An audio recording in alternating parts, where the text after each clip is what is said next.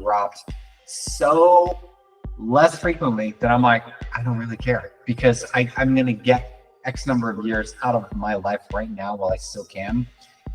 And hopefully they're going to find like a solution to this, and that's where I'm at, so that, in addition to like sitting there and being aware, and tapping into my own inner strength, that combination is what's getting me through this. And I guarantee you, Marissa, it's not like I'm there 100% of the time, because I'm not.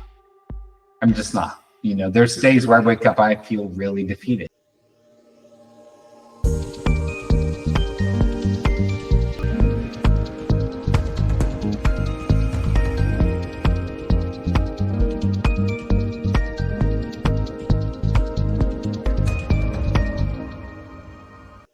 Welcome again. Thank you for joining me here. This is Marissa Bevis, and here we have Luis Guerra. Yeah. Where we talk about entrepreneurship and one's process through life of highs and lows. And anyways, thank you for joining us. And he is located in California. That's right. Is that correct? That's correct. Yep. Okay. And I'm here in Colorado. And so anyway, thank you for joining me, Luis. And thank you so much for your time. And I know we have a tight squeeze here, but how are you doing? I'm doing good. Yeah, I'm doing great. It's like, end of a short week, getting ready for Thanksgiving, but I'm doing great.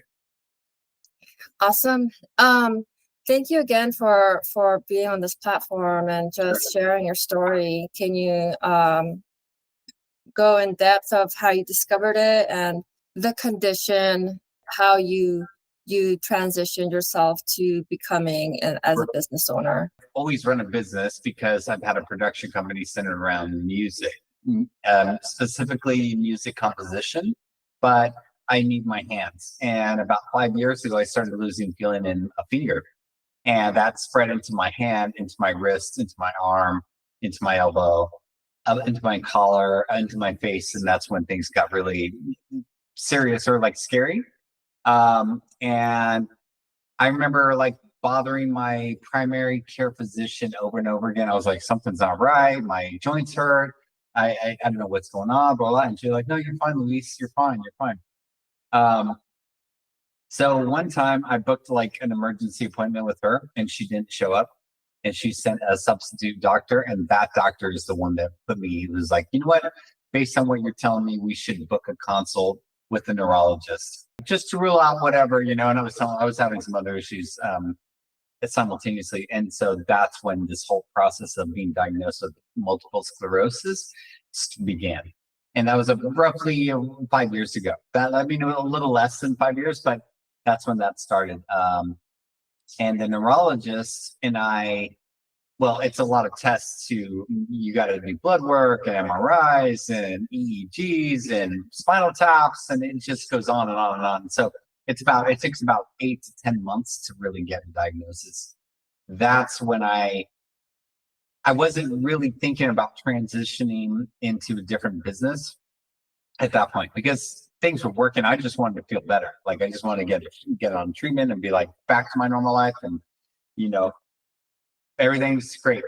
Well, jump ahead, I think to 2022 is when I caught COVID, and that's when everything went haywire. Because what happens is you live with these conditions, these comorbidities, right? And MS is a serious one in the sense that it can really short circuit your central nervous system. So when you get a simple cold, right, or COVID, your body goes haywire. It doesn't know what to do, and that's really when my problems began. And that's when I started to contemplate, okay, I have to figure out some other way to work, to live, another career path. Because MS is one of those conditions you cannot rely on there's no way you can work or I can. There's no way that I could work like a 9-to-5, job, because it's too unpredictable. There are too many days where you need to be at an appointment during business hours. And there's too many times where a symptom, it rears its ugly head, and all of a sudden you're just like there goes your day. You're just trying to deal with that and get through the rest of your day. So that's when I really started to focus on other forms of being an entrepreneur, right? And other forms of being a business owner, because lucky for us, we live in the United States, capitalism exists, and it's a great way to live, to survive. So, in the symptoms, what describe more in detail? Like Okay. you had mentioned about the neck, and like were you losing some kind of Feeling. So I was losing feeling, right? And that's what happened. And it was called like an intermittent, they called it an intermittent exacerbation that was happening. And it wasn't an episode necessarily. It was like a long episode if you want to look at it like that, but it wasn't like an attack that puts you in the hospital where you can't feel parts of your body. It's just like disappears, which is very common for people with MS. Mine was different, but what was really disconcerting, what was really like unnerving was that anytime I would get this intermittent kind of flash, my right leg would give out. And so it was like my left arm was not working properly and you couldn't feel. There was no like it was tingly, it was weird. It was like I just couldn't feel. But my right leg would just stop working and it would come back and everything was fine. And you're like, well, I felt much better. And then a few minutes later, the same thing happens. You're like, shit, excuse my language. It's like, shoot, you have to constantly deal with that. And that's very distracting to accomplish anything. So that's what was happening for me. Meanwhile, my eyesight was degrading. So it was, yeah, I'm almost 50. So like my eyesight was already like starting to like after 40, it was starting to kind of go downhill. Then it really went very quickly. Like I was just like, wow, I can't see. That's MS. And so we weren't sure if MS had like reached my optical nerve or not. So that was a concern.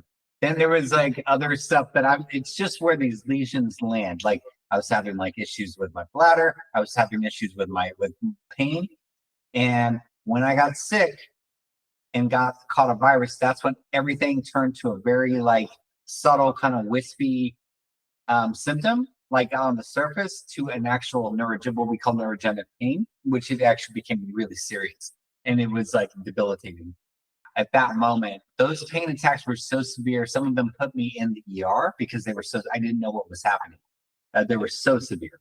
And it was the same location as when the original exacerbations began.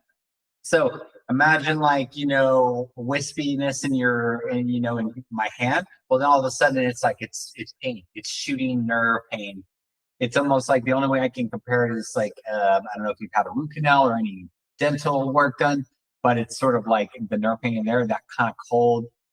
That is like a very, very mild version of what I'm trying to describe. The only other people that understand what I'm talking about are people that live with what's called trigeminal neuralgia, which is, and I'm no neurologist, but there is a trigeminal nerve that runs in your face. And for some reason, people with MS are, for whatever reason, that can be an issue where it becomes inflamed, like your brain just shorts out.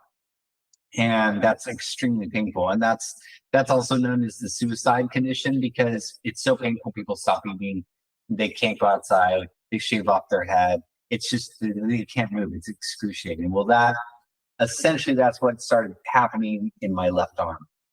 MS is so weird in that it's like, it doesn't really, I can still use my left arm, no problem. It still happens, but I'm now on treatments for this. So it's, I take medicine. So it's way less severe than what I'm explaining to you. So when an attack occurs, it's like I can kind of breathe through it, right? And then we'll get to that. What has happened is that my right hand, which was my dominant hand, has become very stiff.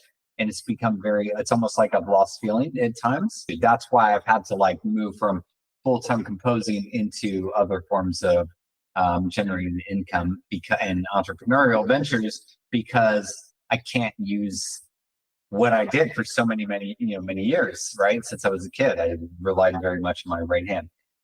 That's very much MS, not to mention your stability, not to mention your balance, not to mention like the spasticity, what we call like your legs. Sometimes like I'll walk like this because I can't bend, then they come back and I can bend. And That's just what MS does to people's bodies. And really, all things considered, I'm very lucky because like I'm almost 50. This happened. We started seeing the symptoms much later in life.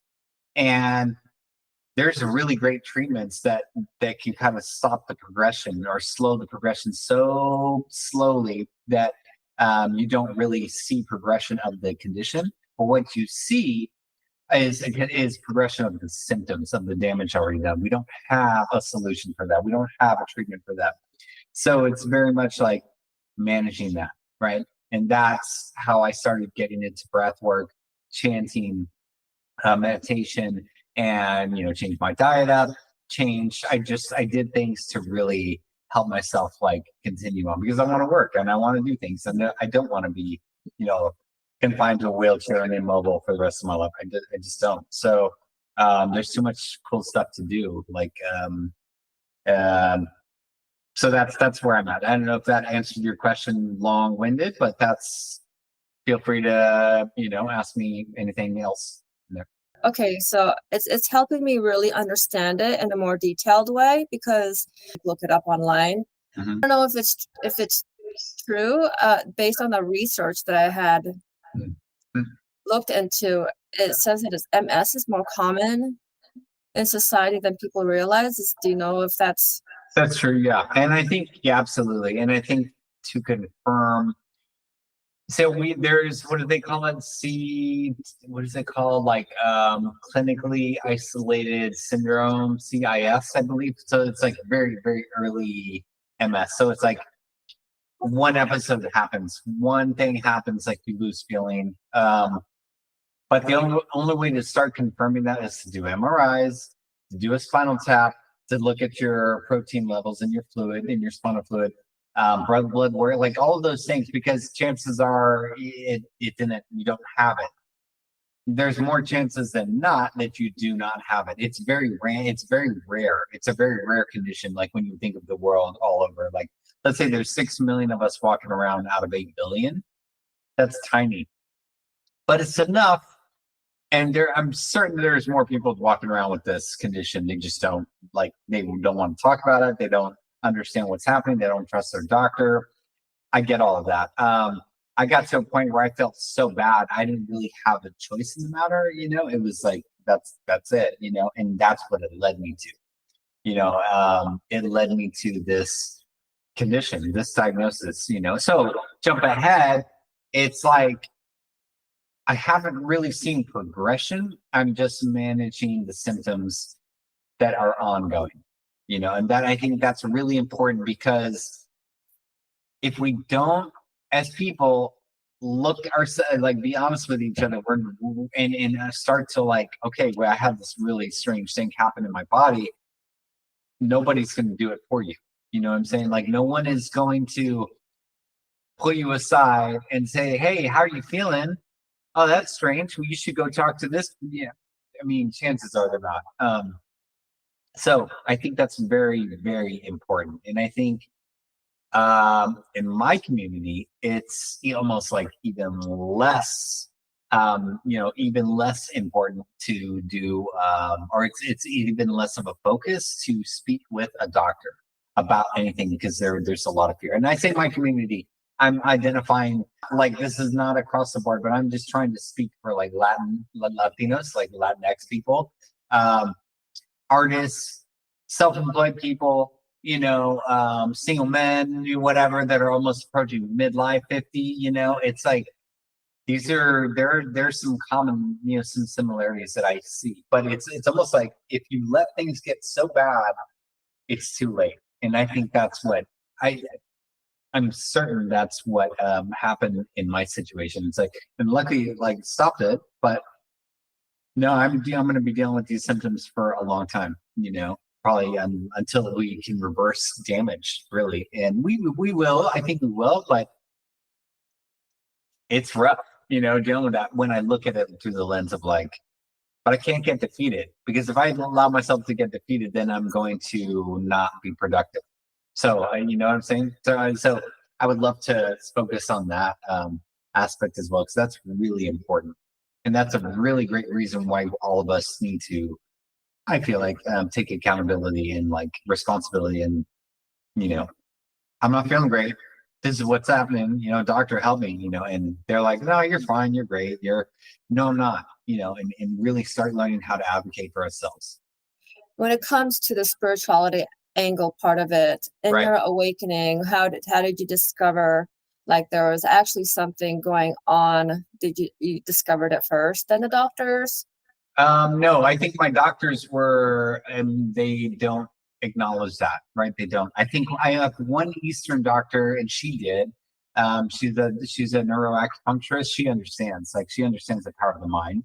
Really, I hit a rock bottom in my own life. I had become sober. I become clean. I'd stopped doing everything, and I really started to confront the fact that I was like, man, I've really devastated my own personal life.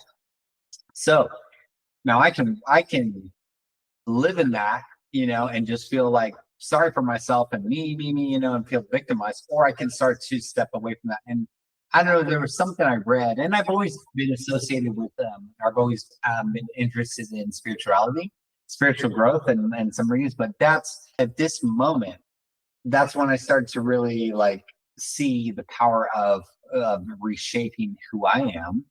And then I got sick. I caught COVID, and that when I started getting neurogenic pain, that was the only way I could get through it, was to breathe, was to learn how to breathe. So I started like really over months. I began meditating. I really got into meditation. Like I wasn't meditating for like 1 minute or 3 minutes. We're talking like an hour, hour and a half, like 3 times a day, twice a day. That led me into chanting. That led me into binaural sound. That led me into red light therapy. That led me with anything to stop the pain from attacking myself. That's all I was trying to do. Like, because I knew it was coming.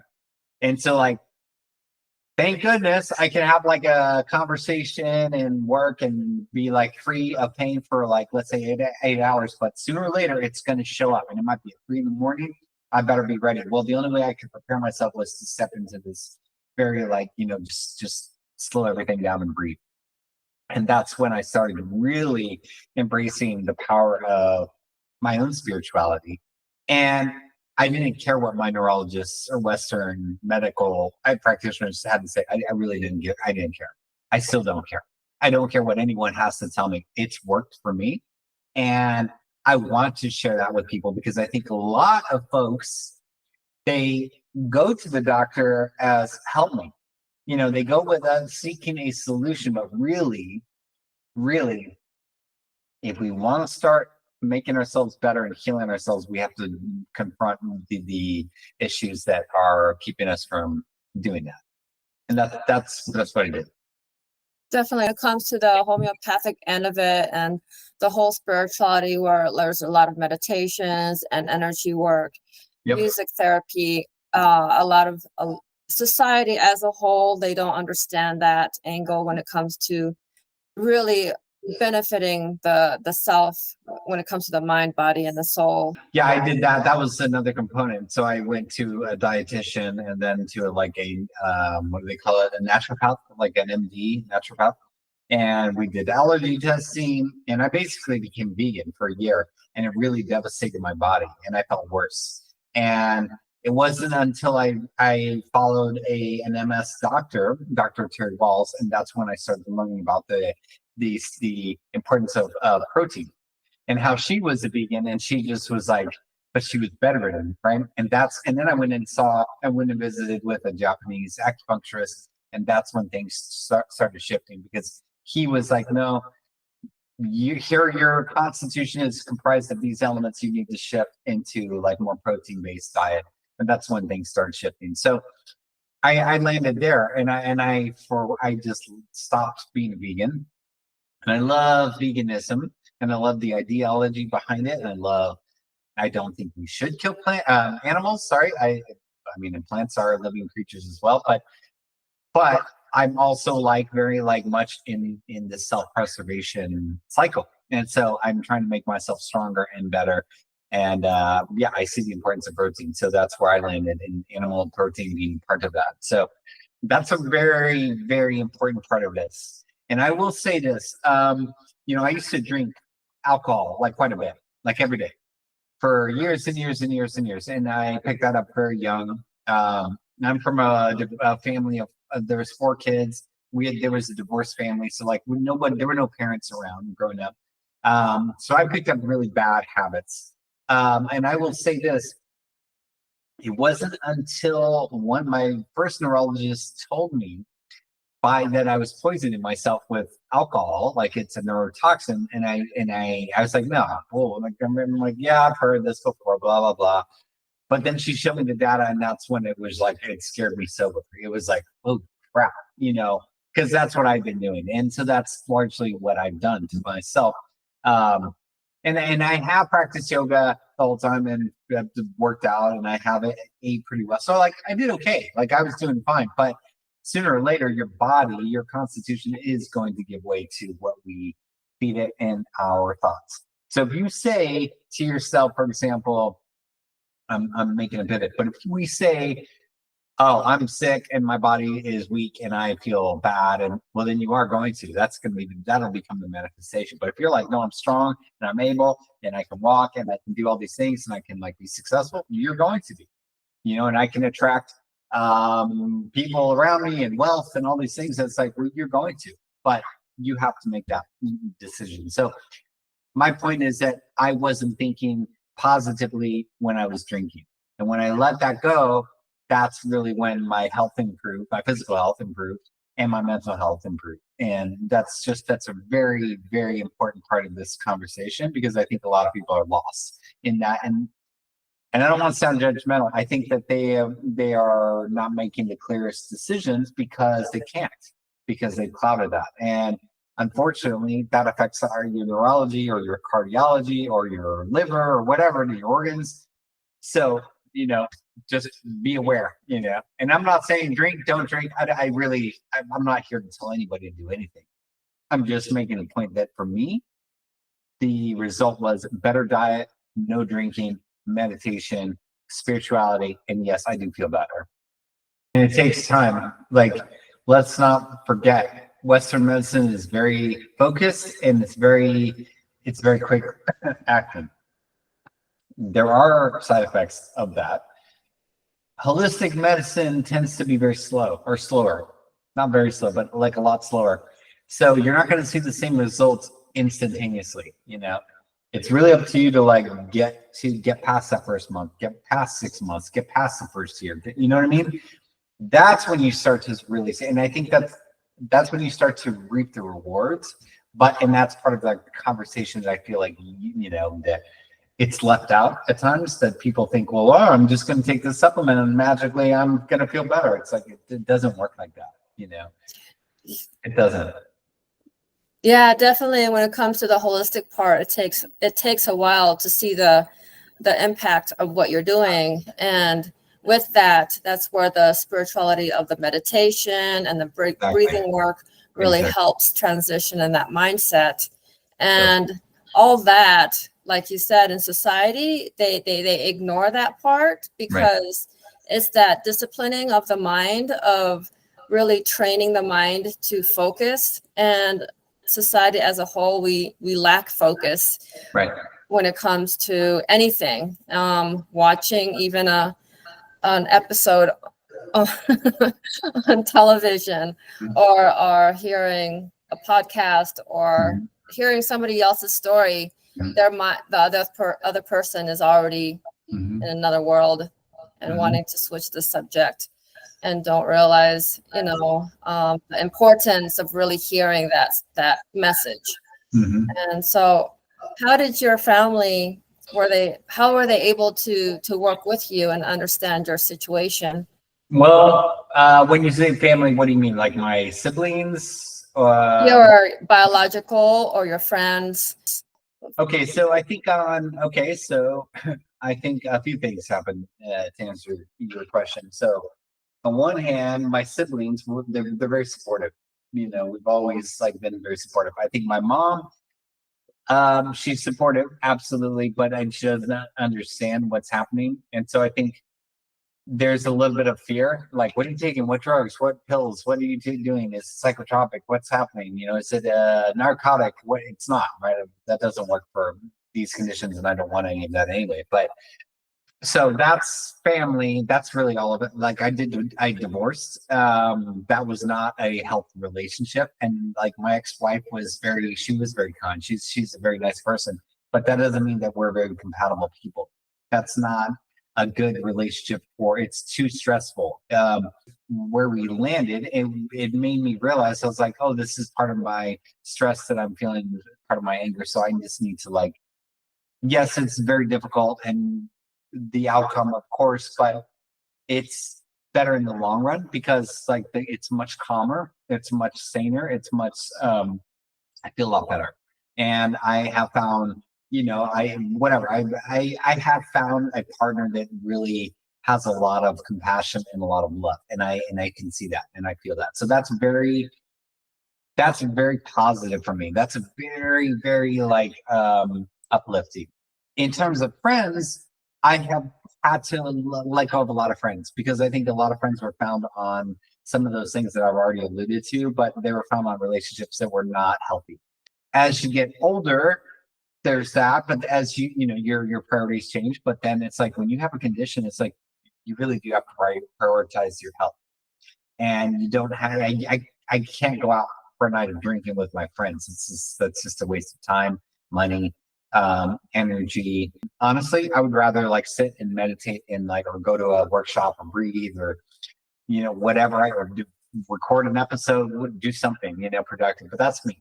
So that's sort of where I landed with all that. And honestly, it's like right now I'm very focused on expanding my community and finding more like-minded people. I'm not trying to land in a just complete spiritual deep dive. I'm not trying to do that. What I'm trying to do is find the similarities between, and I'm not trying to make this political, I'm not trying to make this religious. I'm trying to find similarities between how we as humans interact with our own psyche. Some people, they're just positive. They just like, they don't get beat down. Other people get beat down, and it's like, well, how do you help them? How do you show them? How do you no, we don't have to live in that, and we can reshape the way we have the power in our mind to reshape our relationship with everything. So that's very much the community that I'm trying to build now in my quote unquote family. And so it is very different because 5 years ago I would never have thought that. You and I would not have this conversation. I would never have even thought that that's a possibility, but it is. And if we allow for change to occur, it can happen. And it doesn't mean it doesn't mean that I have to like I have a 17-year-old as well. Like that's part of my family. She's very supportive. We're very close. It doesn't mean that I have to forgo that, in order to, like, you can strike a balance. It's not all or nothing. And I think that's part of this conversation as well, because I know that I'm sounding extreme, but I haven't given up everything. I haven't given up music. There's certain things that I love to do in my life. It's like, I haven't become a monk, in the sense of like, I haven't secluded or put myself in a monastery and just like, that's not the point. It's really about figuring out ways and tools to deal with whatever life is going to throw you, on life's terms, and live life on life's terms. That's really what this is. And unfortunately, a lot of people, we just weren't like that. That was not those were not compatible relationships. Very beautiful of how you're describing about how your life is and what you're trying to build, or a type of community that you are building. It's inspiring also, because I know not a lot of people feel as if you can reach those goals. Right. So what type of like mindset have you like gone through to get to there, and the experiences and stories that you have heard from your own community?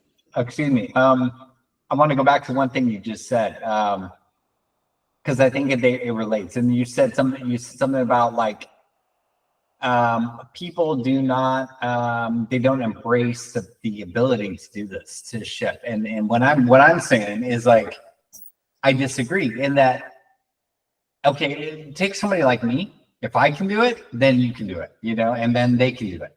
and anyone can do it. And I don't care if they're a progressive liberal here in LA or if they're like a Trump supporter, whatever, a red state. I don't care. That's not the point.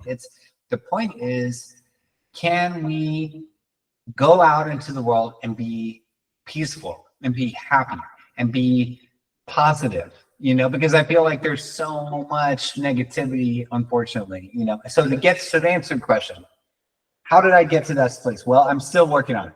I'm not there all the time. I work on it daily, right? How did I get there? Well, without pain, there's no consciousness. So my greatest gift at this point in my life is the fact that I have an MS diagnosis and that I have neurogenic pain that kicked my ass. It absolutely would kneecap me and put me in the ER. I was begging to have my arms just sawed off at one point because it hurt so much. Please, just like, but there's a shift, because that's when I started to find out that like, no, actually there's consciousness. And if I want that and I want to incorporate that into my life, I can, but nobody's going to do that for me. There's no passive part. There's no like wave a magic wand, healer, magician, whatever, like, boom, you're fixed, Luis. It's not that, right? It literally comes down to me. And it's what you said earlier. It's like, it's the power to constantly show up all the time and retrain your brain into seeing it as not defeated. We're not defeated. We're just challenged, and let's keep going and be positive. And that's where I landed. Now, the tools and techniques, I can definitely explain how I did that if you're curious. But the bottom line is, like, I just sat there and was like, enough. I'm not going to be angry anymore. I'm not going to be sad anymore. I'm not going to be stressed out anymore. And instead I started really focusing on the conversion to embracing a positive mindset. And that's largely because I was getting these attacks that were so intense that it was like, whoa, I don't know what to do. Like, what do you do? Like, there's nobody to help. I took drugs. I took medicine. I've talked to my neurologist. Like, there is no one that's going to magically help me. I was taking so for neurogenic pain, we see a lot of experimentation, a lot of success rate with anti-seizure medicine. So I take a lot of anti-seizure medicine to control this. I don't even know the side effects that are happening in my body. And the list is so long, from drowsiness, dry mouth, whatever, to we don't even know the liver damage. But guess what?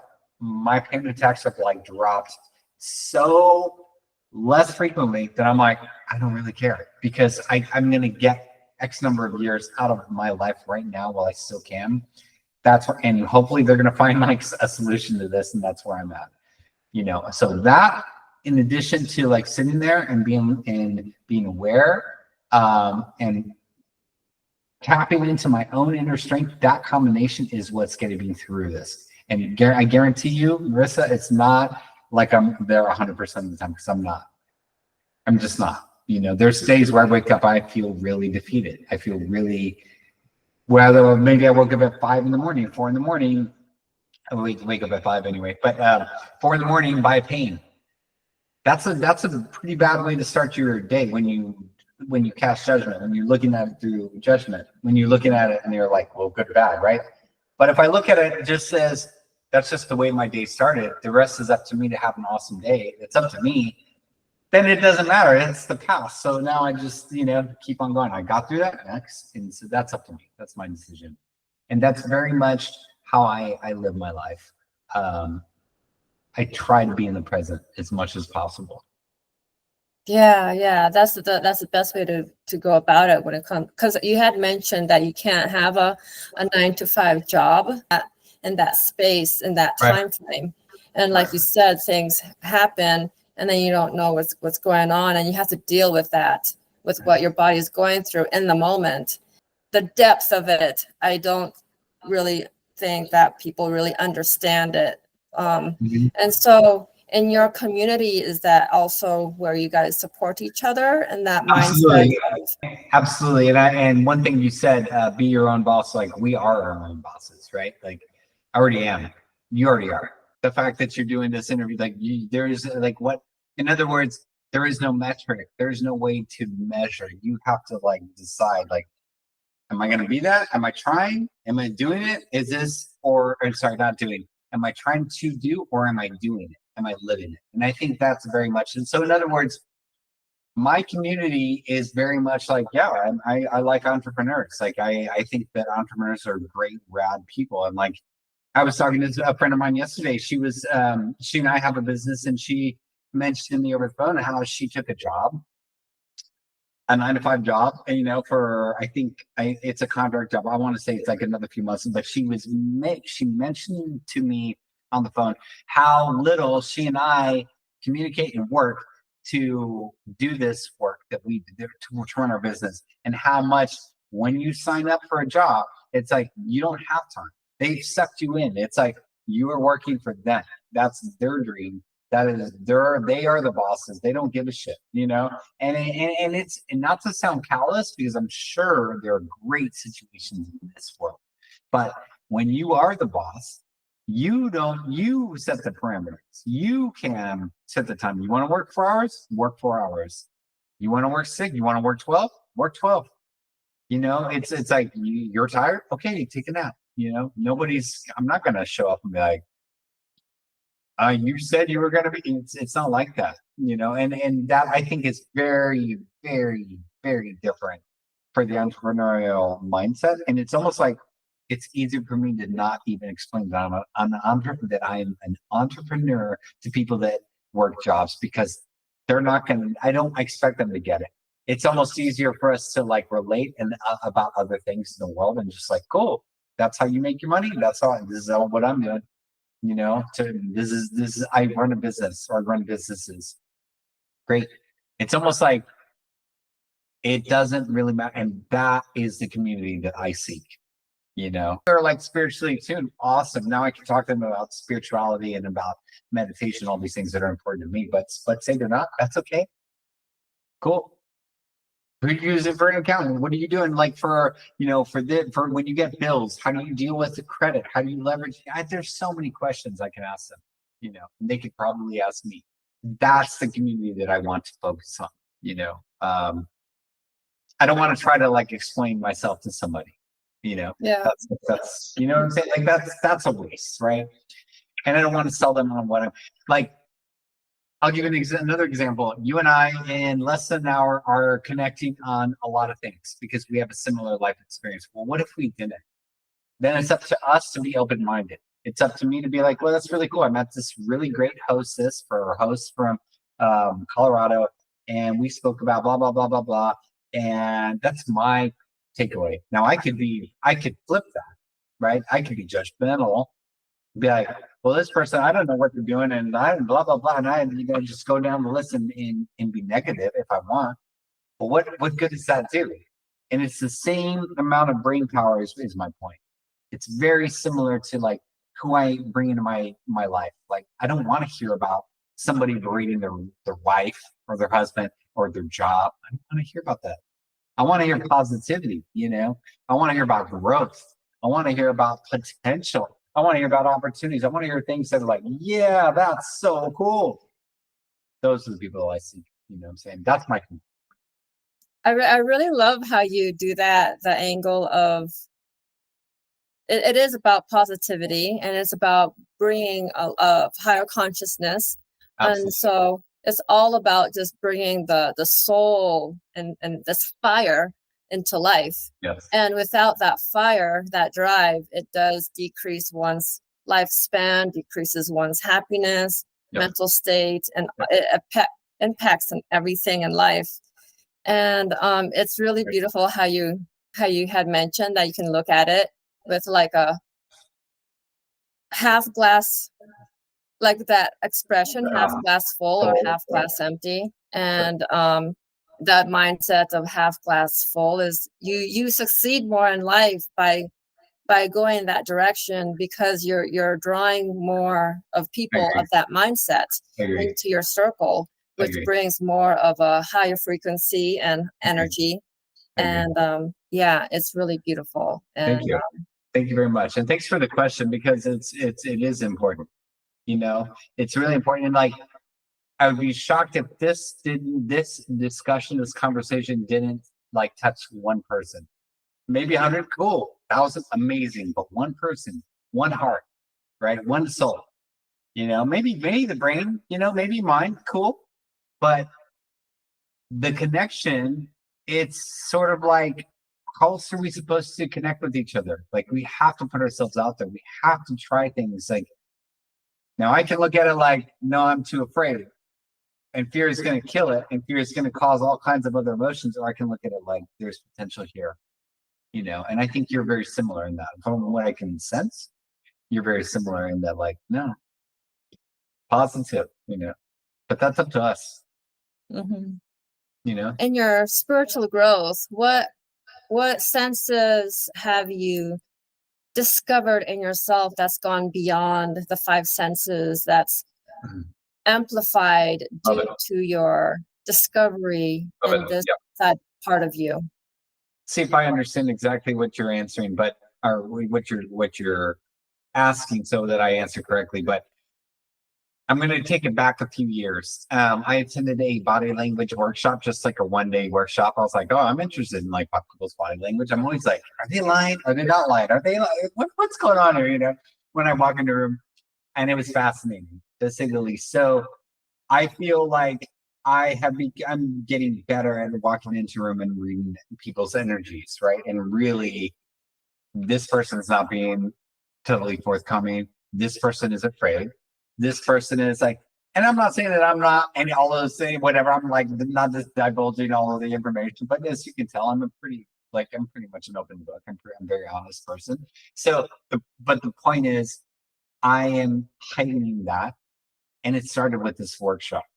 On top of meditation, when you start to so that's one thing. So now I'm going to pivot. When on top of meditating and really becoming mindful, and like really tapping into the way that I think, well, then I start to see the neural pathway. Like, what have I done? How deep is that groove, that I've cultivated, that I've created? Is it negative? Is it positive? Let's just start there. Well, if it's negative, can I start to fill in the groove and make it positive? So in other words, every time, so I feel like this is heightened awareness. This is the way that I'm answering your question. Being able to practice mindfulness and catch yourself from like spewing out something negative into the world that's already full of chaos, right? We know that there's a lot of, crazy stuff happening. But to be positive and calm, that is a heightened, sense, power. That's what's happening. And that's also being around people like that's what they've done. They've spent, I don't know, months, years of their lives to get to that place where it's like they walk in the room, it's like they can feel the energy and they can see the energy. I've been lucky enough to see that very, very early on in my life, and just working with healers and realizing that's a thing that exists. It's not just us. It's not just this world, but that's me. Again, I'm not here to convince anybody. You know what I'm saying? The conviction has to come from your own journey and your own ability to open your whatever chakra you're working on. It has to come from that. And I want to be able to just get rid of negativity altogether, and hate and anger and rage and pain. And that's easier said than done. That's difficult for some of us, right? That came from a place of trauma and some abuse, and that's difficult. So to shift that's the next iteration of when I can do that, that's what I'm working towards. That's the power that I wanted, because then it's you're just bringing that into the world, and you are positive. You're just people, you know what I mean? And you're attracting that. People just want to be around that because it feels good, That's what I want to get to. Make sense? Yes.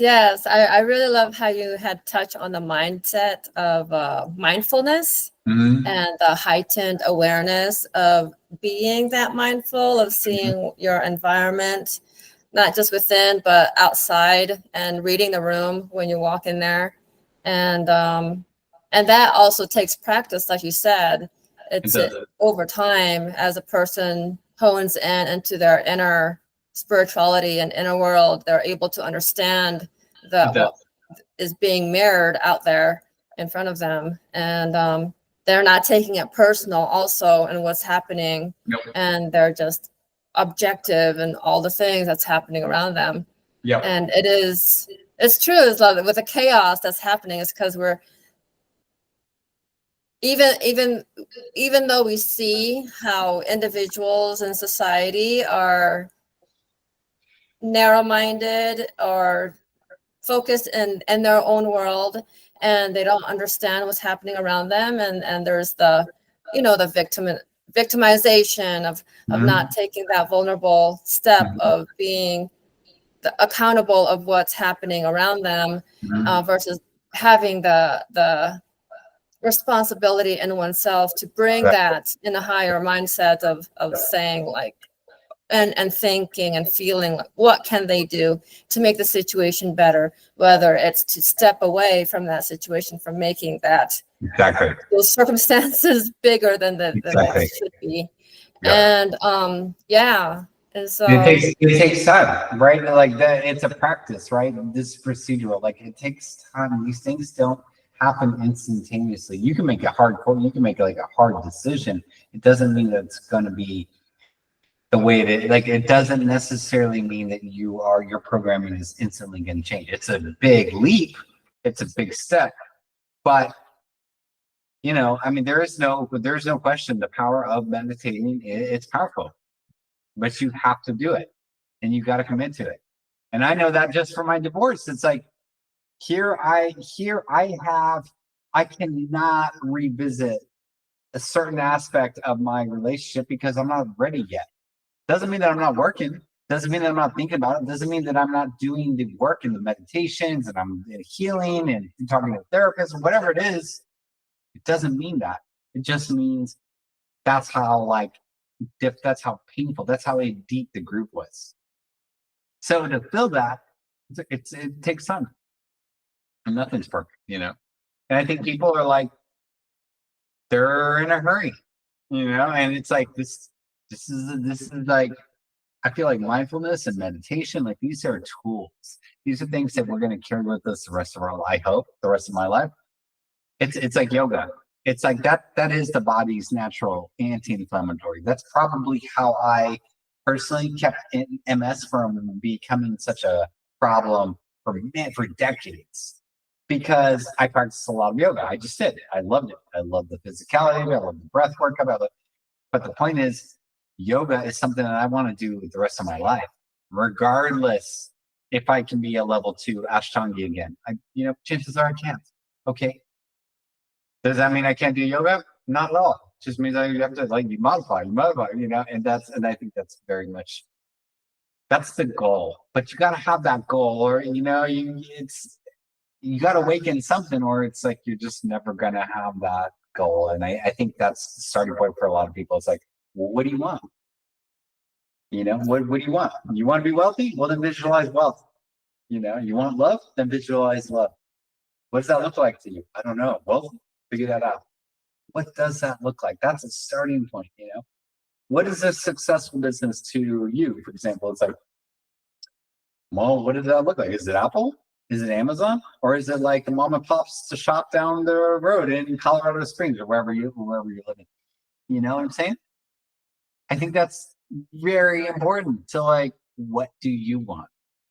And no, there's no judgment. Yeah.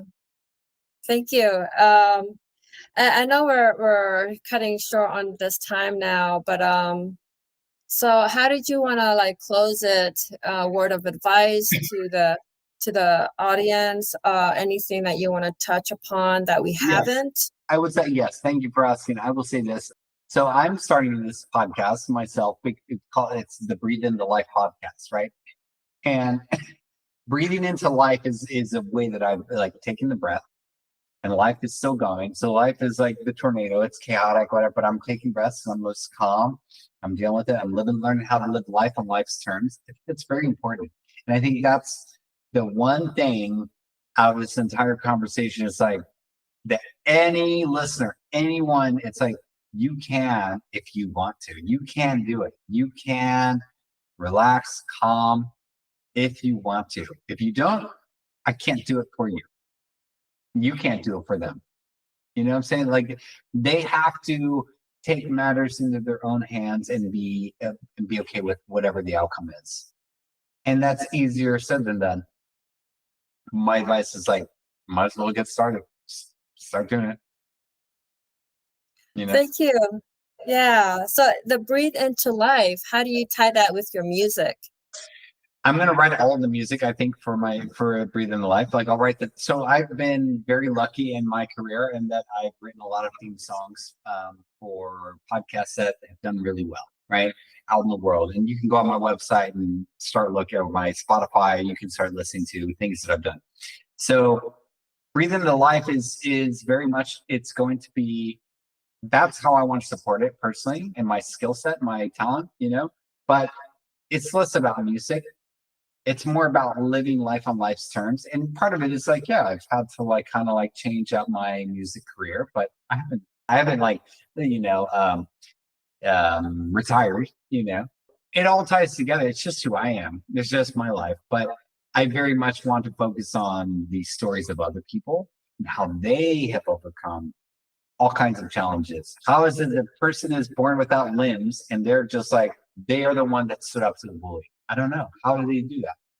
How is it that a person like overcomes cancer or MS or Parkinson's through their mind, through their diet? Like, how are they doing these things? Share it with us, please, because life just showed up and it's going to kick you down no matter what. So I want that to be more of the focus than music per se. I love that. That is, oh my gosh. I got to check out your website and your music now and your podcast. Sure. Thank you for mentioning that. And yeah, so when it comes to the audience and the viewers reaching out to you, your handle, your contact, just reach out on Instagram. Sure. And what is the handle again? At Luis Guerra Music, LuisGuerra Music. Or you could send an email at luis@breatheintolife.us. Not .com, but .us. Luis@breatheintolife.us. That's like the best way. Like, if you want to talk about the podcast or talk about, all right, you have an idea for guests, please. Like, I mean, anyone goes, like celebrity, non-celebrity, I don't really care. It's just somebody who's like dealing with whatever they're dealing with and like they're overcoming that, And I want to be really clear. It's like I incorporate everything: holistic, Western, Eastern. Like I'm doing a little of everything to try to like deal with my situation because I want to keep this going as long as possible. That's what I'm doing.